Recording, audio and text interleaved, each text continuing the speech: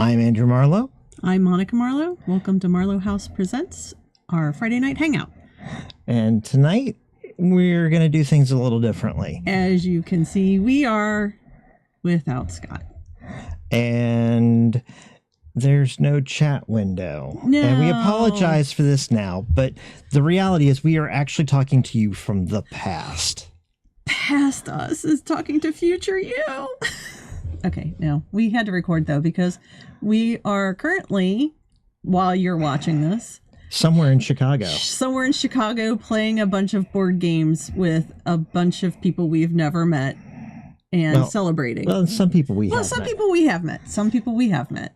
But we have some friends who are celebrating something very, very important. Yes, they're getting married. And so we're there with them. So we're sorry we're not here with you, but real life always trumps game. And with that in mind, Andrew and I have decided to do a little recording after something that happened last Friday. Right. Where I decided that I needed a person who was capable of helping us with this big glowy thing that heals people and kills them all at the same time. And so I spent some of my experience points and I bought a mentor. And then we ended the game. Right. So if you look above us, it says side stories. Well, it says side stories and it has a oh, neat. So you were really thinking. Yeah. So we're actually using our Tuesday screen because we're going to record this on Tuesday. It is Tuesday. It is Tuesday, and we're going to broadcast tonight. So I wanted to just set up one set of screens so that we can do this. So we'll be broadcasting live very soon from the past. This whole time travel thing is hilarious. Can we have baby dragons again? I don't know. Can we? All right. I think baby dragons are a little over. They're so last series. Yeah. So, at this point, let's talk a little bit more about your character. Okay. May Bates. Right. So, just as a refresher, May is a mystical adept who rides the lightning. Okay. So, as an adept and as a person who rides the lightning, you are an alchemist in our in-world setting. Yes, I am an alchemist in our in-world setting. And you are get my character. Also the pilot of, or rider. I think we decided rider because pilot implied that it was a ship, but rider implies that it's a horse bound to the golem armor. So you are a wielder of golem armor, a rider of golem armor, and a wielder of lightning. But today we're going to have to look back a little bit and how you might have gotten some of your start. Yes, because now I've spent XP on it. So we have a mentor. Mm-hmm. And thus far, I think you've come up with a name for your mentor. Yes, my mentor's name is Reece Bennett. Right. And where did you meet Reece? And Reece is a woman, correct? Yes, that was what we just decided. Right. But they weren't aware of that, so I'm asking questions I know the answers to. No, I know. Like I'm on This Old House. Okay. Wait, this old mentor? Yeah. She might not appreciate being called old. I didn't mean it that way. Given that I will be playing her, I'm pretty certain she would not appreciate that. So I'm thinking that before May and Phineas ever met, and before May really came into her own in alchemy, perhaps while she was still living back east, because she doesn't live in the West. Mm-hmm. She wasn't born in the West, that maybe Reece was somebody who owned a shop in the town. Okay. Or perhaps I was actually thinking maybe she was like the recruiter that pulled you into the military. Oh, that's a good idea. That's kind of what I was thinking. Okay. I'm okay with that. So she was like recruiting potential alchemists. Mm-hmm. Okay. So military recruiter. I mean, if you want to go with shop owner, we can go shop owner. No, I kind of like that better because. So she's a military recruiter alchemist. All right. And we can even go so far as to say, since we would talked about, there were military actions and things in the setting, we can actually go so far as to say that she retired before you did. Yeah, that I would expect her to be a little bit older than my character, kind of more like not really a sergeant, but maybe like, I would imagine that alchemists in the military would be more like officers rather than enlisted people. Particularly anybody who's running around in armor, which she may or may not have been doing. Well, I don't think we had. I know I didn't have my armor at that time. No, you did not. Not when you first met her, and I'm okay with her not having armor. Okay. But that's up to you. I don't see that she would or would not, one way or the other. If necessary, I would imagine that she would be capable of using it and, in riding the armor, but not necessarily that was her active. Because if she was a little bit older, chances are as a recruiter, she was moving away from her active duty and stuff like that. Or something. Right. So, I mean, she may have recruited you in and done some like early training. Since we're not looking at an actual real world military force, it may be that she like does like the almost like the recruiting that we saw in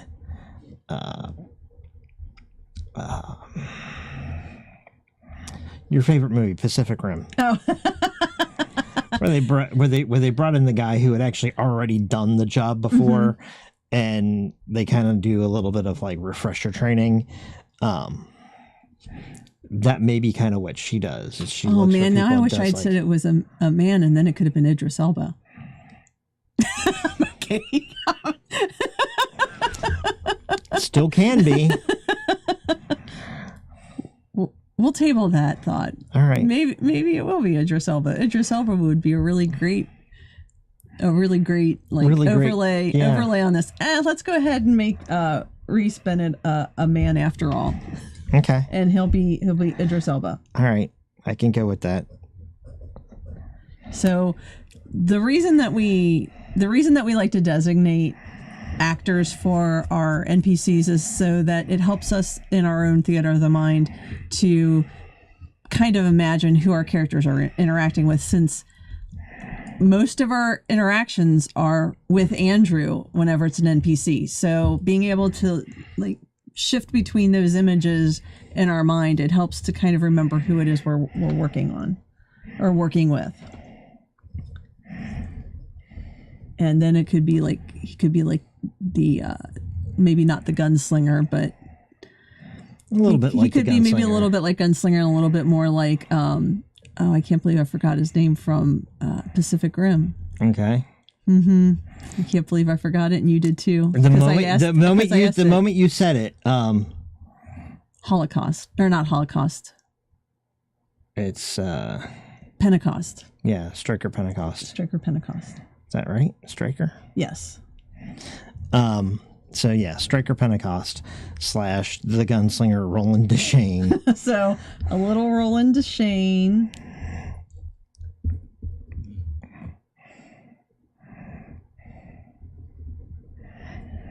Little Striker Pentecost. Which would be a big difference from, like, say, if we had decided to go with, Luther Idris Elba. Right. Or Heimdall Idris Elba. Right. Although Heimdall has got that, rebel thing going on later on, but he's much more wise. He's all-seeing in that. And I don't want my mentor to be all-seeing.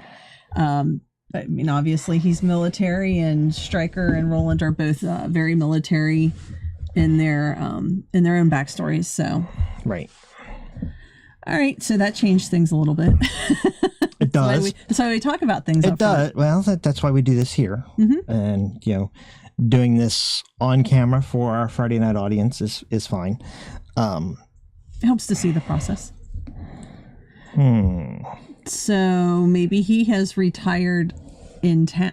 Well, maybe he hasn't retired in town. Maybe he's decided to go more like a hermity. Well, I was thinking maybe he's gone back out into the wilds. Out into the wilds, into the wastes, and is doing kind of what he had been doing, but now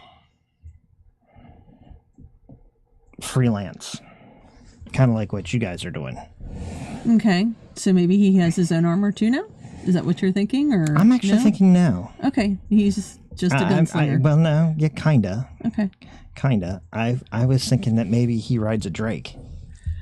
Oh, we're going to have drakes? Why wasn't that offered to us earlier? Because I only just thought of it. Okay. I had that thought when we were talking about making Reece a woman, but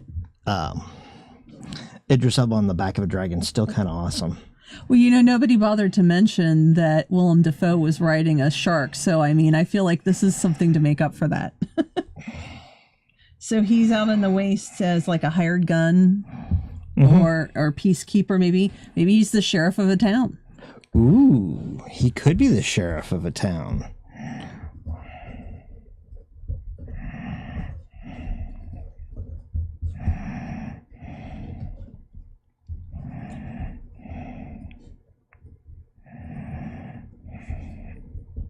So he wouldn't be that. He wouldn't. We'd know where he was. He would have a base of operation. Okay. So, yeah. So we do a sheriff of. Oh, here I have the internet. I even have. Make your own names up. Well, you see Western. So you're looking up Western names, town names, and but it could be something really simple too. Yeah, like Newtown, which we live not too far from a new town, but I think that's a terrible name. I can't do that. I just realized that as I said it. Yeah. Grand River. And it's just this tiny little place. I kind of like Grand River. He's the sheriff of Grand River.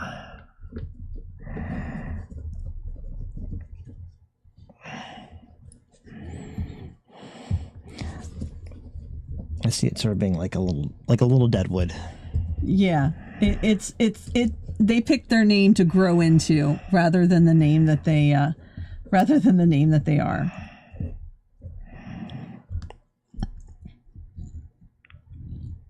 So it looks like we're going to be a little less story tonight and a little bit more just planning, which is fine.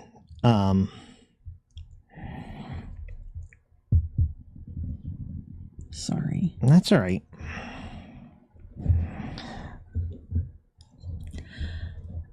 What are you looking?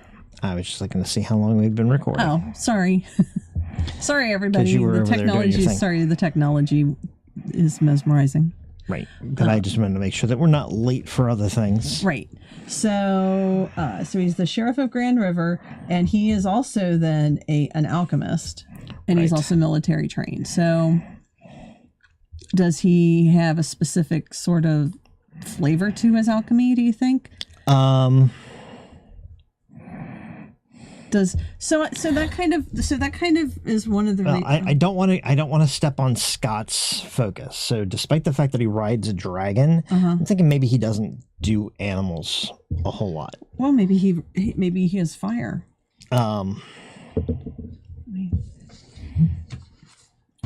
Let's see. Well, you can use that for inspiration, but we don't have to be limited to that. No, I know. I know. I was just. The beauty of NPCs is we can do whatever literally anything. What if he actually controlled like acid? No. Okay. I'm just thinking. I'm thinking more like dragons, since we kind of went with elemental and stuff like that. kind of wonder if maybe I should go with something. Maybe we should go something that's more like fuses flesh and steel. Oh, and he's part got of, like, and he's got part of like, the reason that he's no longer in service with the military is that like his leg got mauled, and maybe part of one of his arms, and now he's got alchemical golem limbs. okay. And that way, then he's still functional. He's able to do the things he needs to do as a sheriff, but he's not necessarily 100%. He was no longer military ready. Well, and they might not have been as willing to foot the bill for that, and so he may have had to do it himself. Well, that's with the help of his friends. A pretty awful thing for the military to do. They have a terrible veterans association. Their VA is awful in this world. Could be. I mean, that I'm not saying that that's not. I'm not saying that that's the way you should treat your veterans. Okay, I'll give you that. My point is that so you're sometimes they're not. So you're thinking sort of like flesh and steel, right? And they may even have paid for it, but then he had to do all the rehab for it and spent a lot of time out of commission while he was getting himself attuned to it. Well, heck, that could have even been why he was the recruiter. That might have been what led to his taking on the role as recruiter and instructor. So you think maybe he did this earlier? Yeah, maybe this is actually. Yeah, maybe this is why he's a recruiter, and that would work. Okay. So they didn't abandon him. They did all the things that they needed to do, and then he wanted to get back out in the thick of it, and they were like, "No, no, we don't think so." You walk too much with a limp. And things were probably winding down at that point. Things were kind of in coming the to skirmishes. Yeah. So at that point, he goes off into the wastes and does his thing as sheriff. Somewhere along the line, comes across a dragon that he befriends. Drake, not a dragon, because I don't want to do a true dragon. Right. Dragon implies intelligence. I'm thinking here we're talking like something like the lizards on Tatooine, but not quite. A little bit more like but they could be trained as war horses rather than. Right. Okay. Something on the par with like a horse or a dolphin in intelligence and with the temperament and body stylings of your typical dragon. Okay. So it would be smaller. Mm-hmm. Okay. That works. It's smaller. The drakes by traditional fantasy, drakes are smaller and less intelligent, and they're the ones who have dragons. They're the ones who have 4 legs, not 2 legs and 2 wings. That varies. Okay. That varies. Sometimes drakes are just literally smaller ones. I think in most of like the fantasy artwork for like Pathfinder, they're the ones with 2 wings and 2 legs and call it a day. Okay, so how do you envision these drakes then? I guess that's really the more important question. I'm thinking in this case we're going to go with 4 legs and 2 wings. Oh, okay, so it does have some rudimentary flight, okay, so it's not like, so it can't fly long distances with a rider, but it can use flight in combat, sort of like chickens do. I mean, I don't mean that it is a chicken, but I mean, I was thinking they're flyers. Okay, so it is a flyer. Okay, it is a flyer. It's just not. It's not a house-sized flyer. Okay, and it is not, genius level intelligence, or even average level intelligence. It's animal level. Okay, so it can fly with a rider. Mm-hmm. All right. Clever animal, but like a raptor in Jurassic Park. Okay.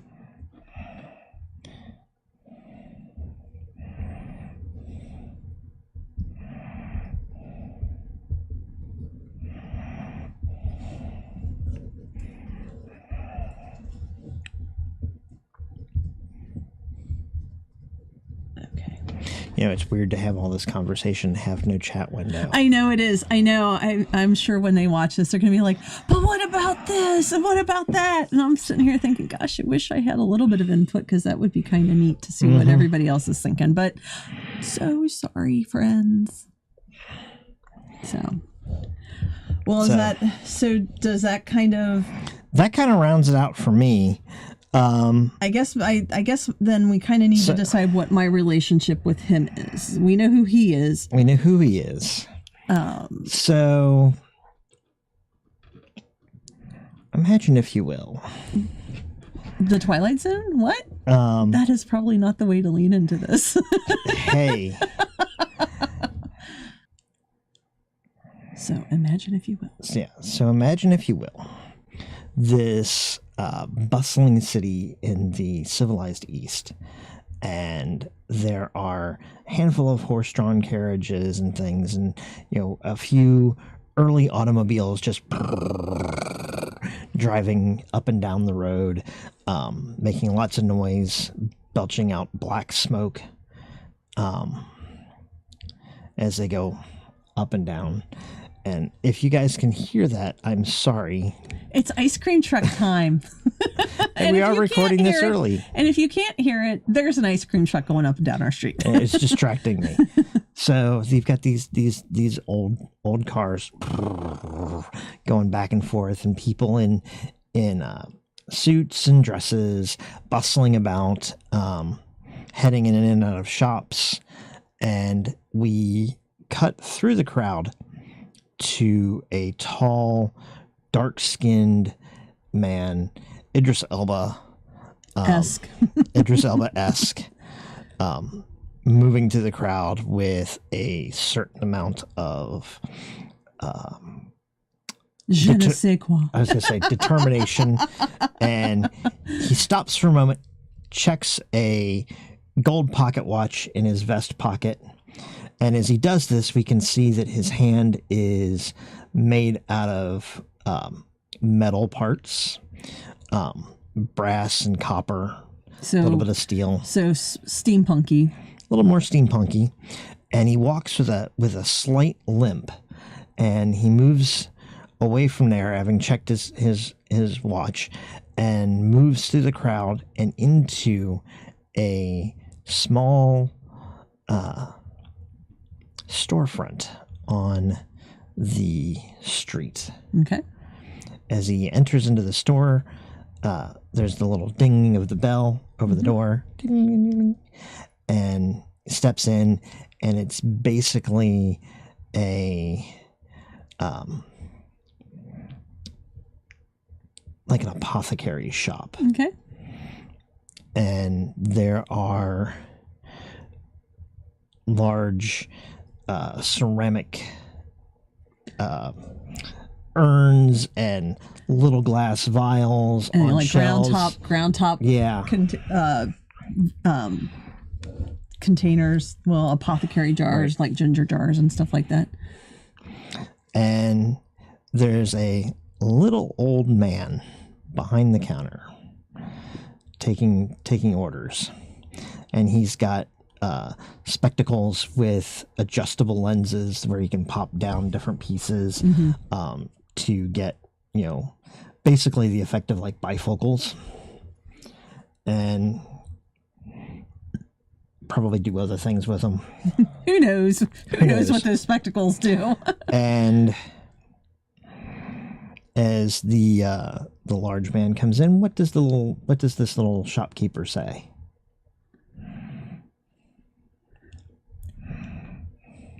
He says, "Good afternoon, Captain Bennett. I have the things that you've ordered. One moment, please." Very well. And on that other matter, did you have you asked around, found any inquiries into where I might find candidates? Well, that has been a little bit trickier, as sometimes people are put off by the That's why I asked you. Well, I understand that, but even my clientele is mostly here for tinctures for their headaches and to be more virile when the time calls for it. But I have found somebody, I believe. She's the daughter of one of the more upper class merchant families, but she's very curious. He nods his head, listening. Curious how?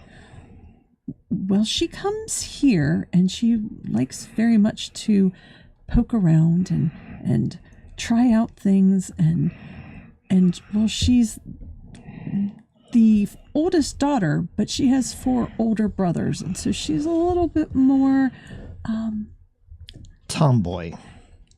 Well, that wouldn't be the polite way of saying it, but she definitely knows how to hold her own against her brothers. Nods. Where could I find this? What did you say her name was? Oh, her name is May Bates. Where can I find this May Bates? Well, they live over on Chestnut Street in the large white house, and you can't miss it because it has an enormous chestnut tree in the front yard. And a fence, wrought iron. Thank you very much. Of course, Captain. And he pays for the items that the old man gathers up for him and throws a couple of extra gold coins on top of that for the information. And at this point, we kind of fade back out into the street, and the large man waves down one of these newfangled rambling machines that he's like, the car stops. He gets in. He gives his directions, Chestnut Street. And the car pulls out into the traffic, startling a horse and driving out of view. So as the car drives out of view, it drives into view of the large harbor. It winds around one of the more hilly areas because Chestnut Street isn't as close to town as the shop is, which is more in the central market district. And you can see in the distance in the harbor the tall mast ships that bring in the trade and stuff like that. And,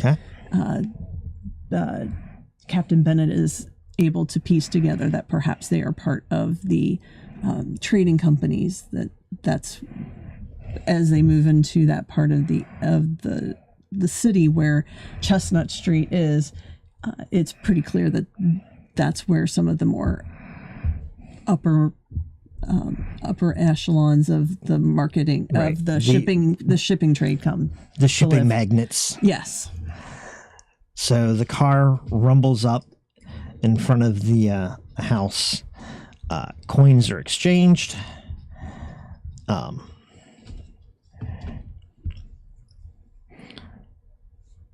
Reece, wait here. And he even has a British accent. That's nice. Heads up to the house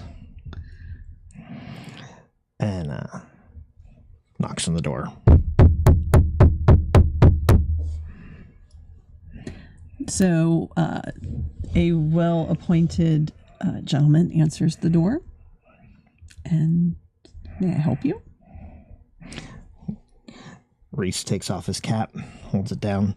Is he dressed in his military? Okay. Military garb. Underneath like a nondescript pea coat. Like one of those big military overcoats that they wear. But it's a little bit more nondescript than that. But he pulls down his cap and looks at the man at the door. He says, "I'm here to inquire about Miss May Bates." The butler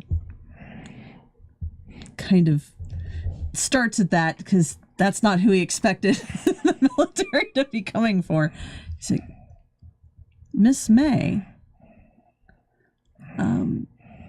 one moment. Won't you please come in, sir?" "Thank you very much." So Percival runs off to find Miss May. Okay. Because everybody needs to have a butler named Percival.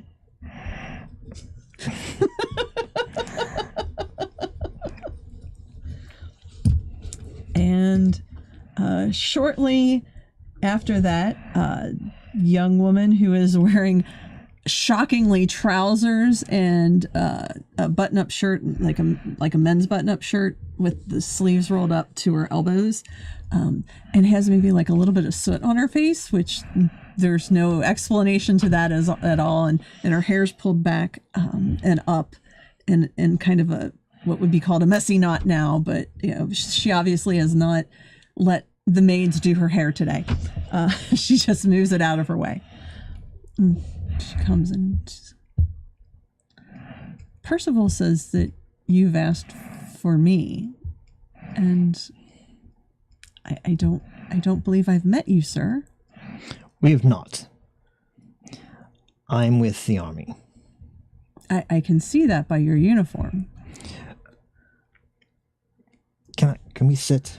Of course, and the Percival is standing at the door still, and she asks him to bring in some refreshments for their guest, and just kind of gives him that look of like, stop staring.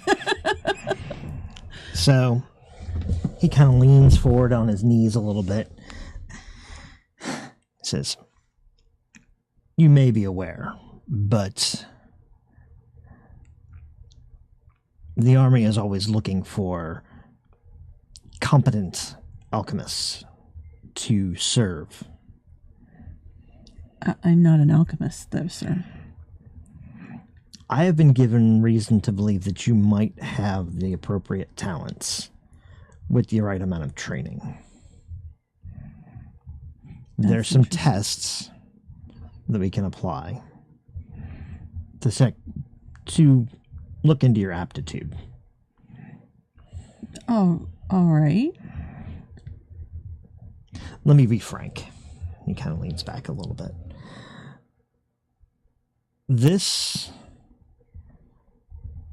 He kind of gives May a look and says, "This doesn't seem to suit you.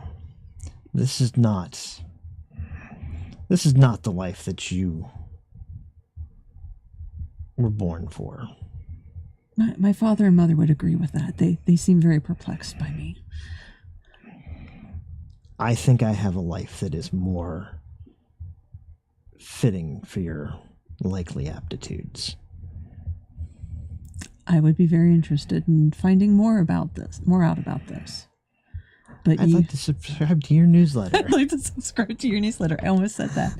I could see it. It was really hard not to. But I fear you will still have to engage with my father and mother before they will even consider that. I plan to, but there was no point in talking to your parents if you had no interest. I do indeed have an interest. All right. I am assuming I can make an appointment with your, did you say Percival? Yes. So, and he comes back in with a tray of little sandwiches and lemonade at that point, and he hears his name, and it's like, yes, I do handle the calendar here. I would like an appointment with the Mr. and Mrs. Bates would work. With Mr. and Mrs. Bates at their earliest convenience. I will check their calendar. May I inquire as to the purpose of your meeting so that I may let them know? I'd like to engage Miss Bates here in a term of service with the military. At that point, he's holding the tray right over the table, and it falls to the table a little bit louder than perhaps it ordinarily would have. Of course, sir. I will let them know. And then he rushes out because that's shocking. And so with that, we'll kind of close there and open on a training ground area. Mm-hmm. And clearly at this point, May has had some training, some early instruction in things, and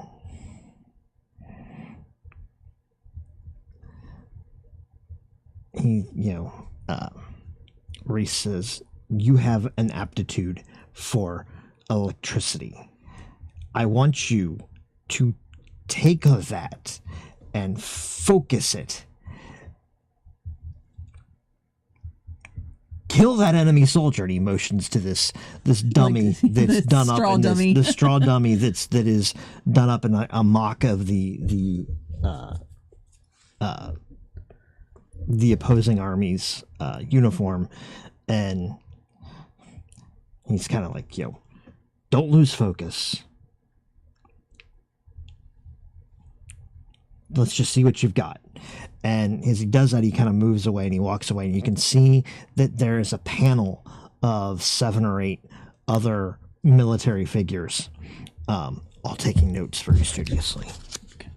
So it is worth noting that I did not actually describe May quite to the extent, because it's something that I hadn't really thought of. But when we first saw her, she had dark hair.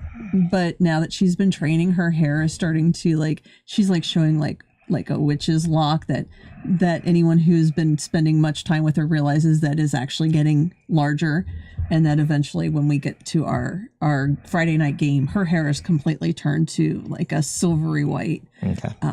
But she didn't start out looking like that. So May turns to the dummy, and she focuses on what she's doing, and then her skin starts. She feels that her skin starts to tingle, but anybody who was close enough to see could see that the hairs on her arm, so that anime way we can see her hair starts to stand up, and then you can kind of see the electricity, like little between between the hairs, right? And then she kind of gathers it, sort of like in a ball. Okay. She kind of sort of like she's spinning it into a ball, and then releases it, and it crackles. It coalesces in that area and then crackles out through her hand. And so does it hit the dummy, or does it? Oh, yeah, it hits the dummy. Okay. Yeah, she's got a really good intelligence, so she could hit the dummy. Okay. That's not a hard thing for her to do at this point. Okay. So the dummy explodes in a shower of brilliant white light, and bits of it are charring and searing and smoking as the old military officers, male and female, scribble down some notes. Your mentor kind of quietly, with his back to the rest of them, grins in your direction and gives a little bit of a wink and nods his head. So I think we've got probably you probably have almost as we kind of like talking this through, maybe almost like almost a parental relationship with him. Mm-hmm. But as you get older, that probably matures out into more of a friendship, like more like peers. Okay. But it's probably always got a slight tinge towards a little bit of a fatherly aspect. Mm-hmm. So I hope you all enjoyed this short foray into the backstory of Reece Bennett. May Bates. May Bates and Reece Bennett. I even made him a captain. I'm so proud. You gave him a rank. I did. Kind of awesome. He kind of needed one. He did. So when we next meet, Scott will be back. Weeks, Scott will be back, and we will be able to see kind of how this progresses and what exactly might the current relationship be. Yeah, this will be interesting. So thank you for tuning in tonight. I know this has been a really short evening and you guys usually give us a lot more time, but I appreciate your patience with this, and we'll see you in a week. Actually, we're going to see about an hour and a half. But I'm Monica Marlowe. And I'm Andrew Marlowe. Have a good evening. This has been Marlowe House Presents Side Stories. Side Stories. Good night.